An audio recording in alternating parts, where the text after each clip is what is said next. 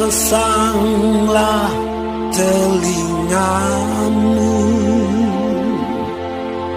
hai langit, aku mau berbicara,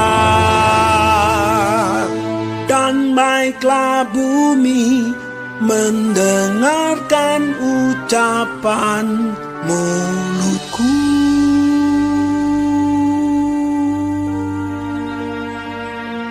Mudah-mudahan pengajaranku menitik laksana hujan, perkataanku menetes laksana embun, laksana hujan renai ke atas tunas muda, dan laksana dirus hujan ke atas tumbuh-tumbuhan.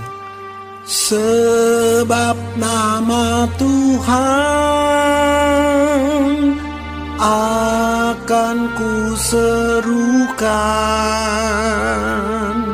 Berilah hormat kepada Allah kita. Gunung batu yang pekerjaannya sempurna, karena segala jalannya adil. Allah yang setia, dengan tiada kecurangan, adil dan benar Dia. Berlaku busuk terhadap Dia mereka yang bukan lagi anak-anaknya, yang merupakan noda, suatu angkatan yang bengkok dan belat-belit. Demikianlah engkau mengadakan pembalasan terhadap Tuhan, hai bangsa yang bebal dan tidak bijaksana. Bukankah Ia Bapamu yang menciptakan engkau, yang menjadikan dan menegakkan engkau?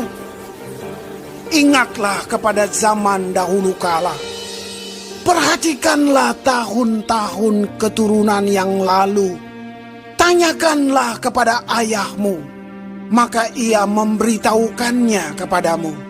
Kepada para tua-tuamu, maka mereka mengatakannya kepadamu. Ketika Sang Maha Tinggi membagi-bagikan milik pusaka kepada bangsa-bangsa, ketika Ia memisah-misah anak-anak manusia, maka Ia menetapkan wilayah bangsa-bangsa menurut bilangan anak-anak Israel. Tetapi bagian Tuhan ialah umat-Nya. Yakub ialah milik yang ditetapkan baginya.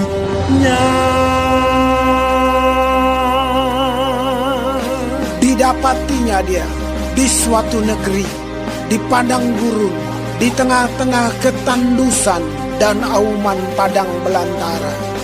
Dikelilinginya dia dan diawasinya, dijaganya sebagai biji matanya.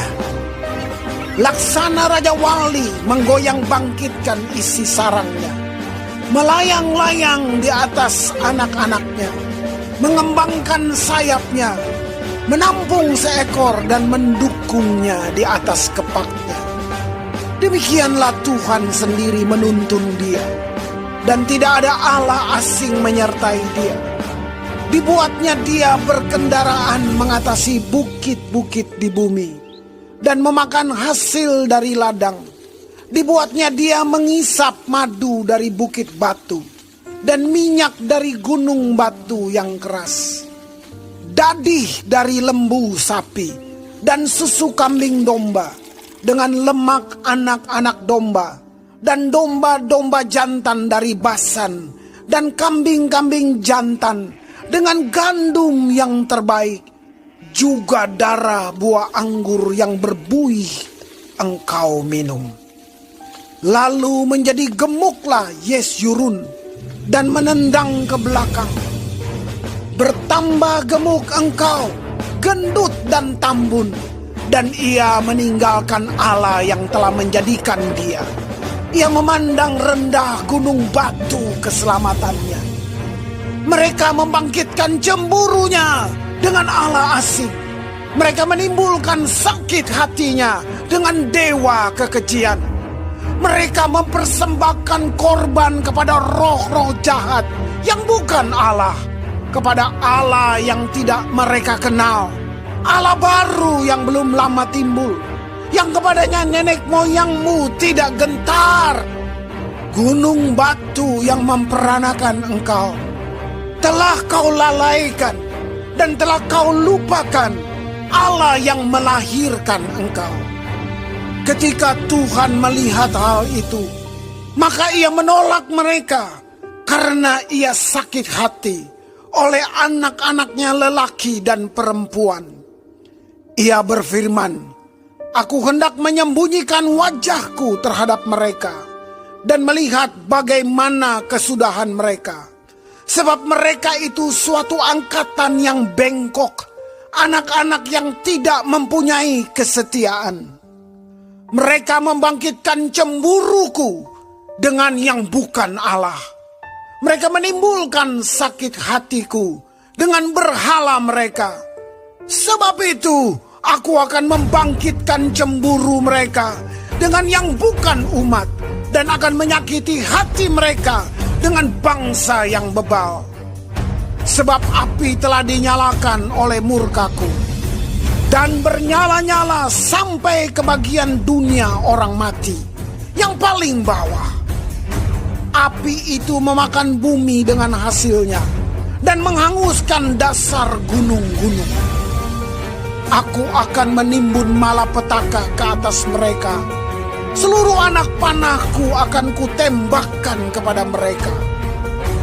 Apabila mereka sudah lemas karena lapar, dan merana oleh demam yang membara, dan oleh penyakit sampar, maka aku akan melepaskan taring binatang buas kepada mereka, dengan racun binatang yang menjalar di dalam debu. Pedang di luar rumah dan kengerian di dalam kamar akan melenyapkan teruna maupun darah, anak menyusu serta orang ubanan. Seharusnya aku berfirman, aku meniupkan mereka, melenyapkan ingatan kepada mereka dari antara manusia. Tetapi aku khawatir disakiti hatiku oleh musuh. Jangan-jangan lawan mereka salah mengerti. Jangan-jangan mereka berkata, tangan kami jaya. Bukanlah Tuhan yang melakukan semuanya ini. Sebab mereka itu suatu bangsa yang tidak punya pertimbangan, dan tidak ada pengertian pada mereka. Sekiranya mereka bijaksana, tentulah mereka mengerti hal ini dan memperhatikan kesudahan mereka. Bagaimana mungkin satu orang dapat mengejar 1.000 orang, dan 2 orang dapat membuat lari 10.000 orang, kalau tidak gunung batu mereka telah menjual mereka, dan Tuhan telah menyerahkan mereka. Sebab bukanlah seperti gunung batu kita, gunung batu orang-orang itu. Musuh kita boleh menjadi hakim. Sesungguhnya pohon anggur mereka berasal dari pohon anggur Sodom, dan dari kebun-kebun Gomora. Buah anggur mereka adalah buah anggur yang beracun, pahit gugusan-gugusannya. Air anggur mereka adalah racun ular, dan bisa ular tedung yang keras ganas. Bukankah hal itu tersimpan padaku, termeterai dalam perbendaharaanku?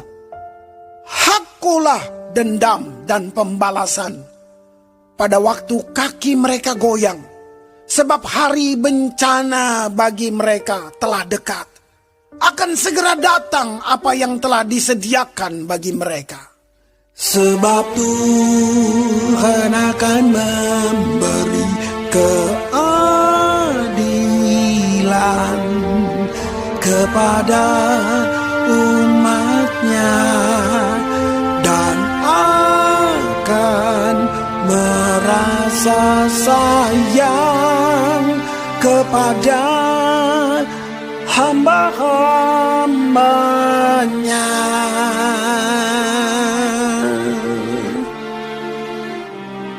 Apabila dilihatnya bahwa kekuatan mereka sudah lenyap, dan baik hamba maupun orang merdeka sudah tiada. Maka ia akan berfirman, di manakah Allah mereka, gunung batu tempat mereka berlindung, yang memakan lemak dari korban sembelihan mereka, meminum anggur dari korban curahan mereka?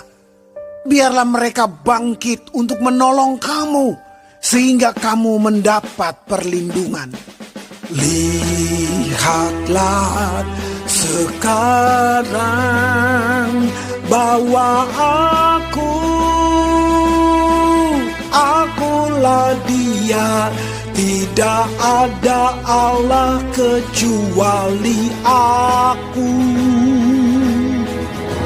Akulah yang mematikan dan yang menghidupkan.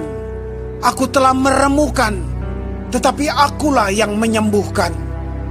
Dan seorang pun tidak ada yang dapat melepaskan dari tanganku. Sesungguhnya aku mengangkat tanganku ke langit dan berfirman, demi Aku yang hidup selama-lamanya, apabila aku mengasah pedangku yang berkilat-kilat dan tanganku memegang penghukuman, maka aku membalas dendam kepada lawanku dan mengadakan pembalasan kepada yang membenci aku. Aku akan memabukkan anak panahku dengan darah, dan pedangku akan memakan daging, darah orang-orang yang mati tertikam dan orang-orang yang tertawan, dari kepala-kepala musuh yang berambut panjang. Bersorak-sorailah, hai bangsa-bangsa, karena umatnya. Sebab ia membalaskan darah hamba-hambanya dan membalas dendam kepada lawannya dan mengadakan pendamaian bagi tanah umatnya. Lalu datanglah Musa bersama-sama dengan Yosua bin Nun dan menyampaikan ke telinga bangsa itu segala perkataan nyanyian tadi. Setelah Musa selesai menyampaikan segala perkataan itu kepada seluruh orang Israel, berkatalah ia kepada mereka, perhatikanlah segala perkataan yang kuperingatkan kepadamu pada hari ini, supaya kamu memerintahkannya kepada anak-anakmu untuk melakukan dengan setia segala perkataan hukum Taurat ini. Sebab perkataan ini bukanlah perkataan hampa bagimu, tetapi itulah hidupmu, dan dengan perkataan ini akan lanjut umurmu di tanah kemana kamu pergi menyeberangi sungai Yordan untuk mendudukinya.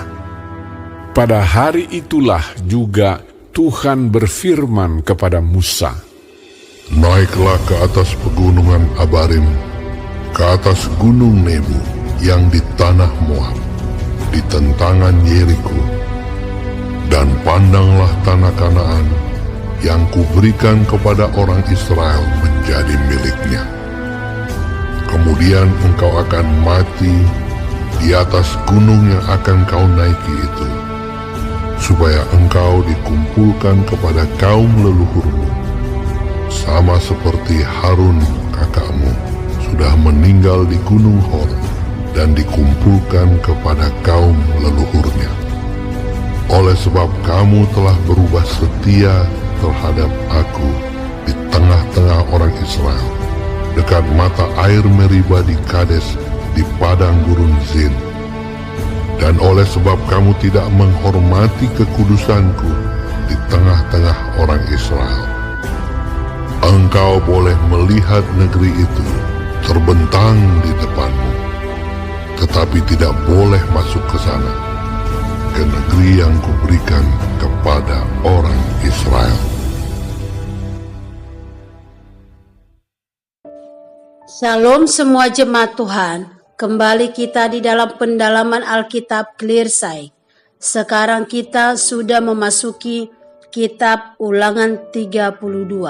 Tuhan Yesus memberkati. Di dalam pasal ini berisi tentang nyanyian Musa yang dituliskan sebagai pesan terakhir sebelum ia meninggal. Nyanyian ini bukan sekedar puisi, melainkan nubuatan, peringatan, dan pengajaran bagi umat Israel supaya mereka tetap setia kepada Tuhan.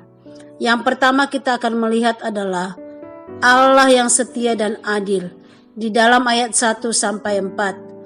Musa memulai dengan memuji kebesaran Tuhan dengan gunung batu yang sempurna, adil, setia, dan tidak pernah salah. Hal ini menekankan bahwa Tuhan tidak pernah gagal, hanya umat yang sering melupakannya. Yang kedua, ketidaksetiaan umat di dalam ayat 5-18. Musa menegur bangsa Israel karena mereka sering berpaling, menyembah berhala, dan melupakan Tuhan yang telah menuntun serta memelihara mereka sejak awal. Yang ketiga, akibat ketidaktaatan di dalam ayat 19-35. Karena dosa mereka, Tuhan mengizinkan bangsa-bangsa lain menindas Israel. Namun, murka Tuhan bukan berarti ia meninggalkan umatnya selamanya, melainkan sebagai disiplin agar mereka sadar. Yang keempat, kesetiaan Tuhan untuk memulihkan di dalam ayat 36-43. Pada akhirnya, Tuhan tetap membela umatnya dan menunjukkan kasih setianya.